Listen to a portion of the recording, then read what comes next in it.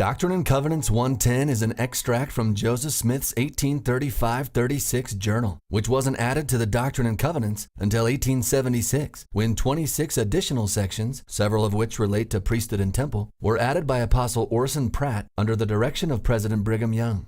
Interestingly, at the same time this section was added, which records the appearance of the prophet Elijah in the Kirtland Temple, D&C 2 was also added, which contains the angel Moroni's prophecy of the return of Elijah given to Joseph Smith some 13 years prior.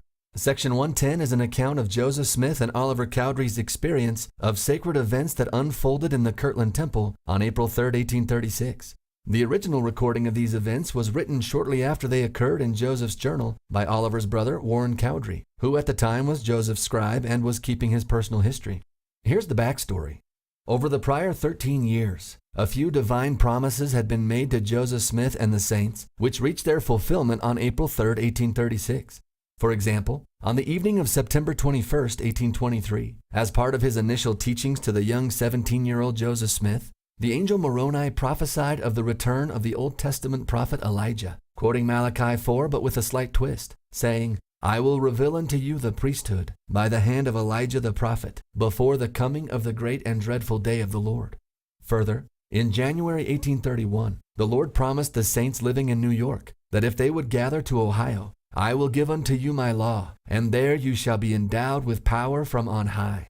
The law, which became Section 42, was received in Ohio shortly thereafter, but the promised endowment of power was not immediately forthcoming. Instead, the Lord continued to affirm that this endowment would come to the saints once they had sanctified themselves and after they had built the Kirtland Temple.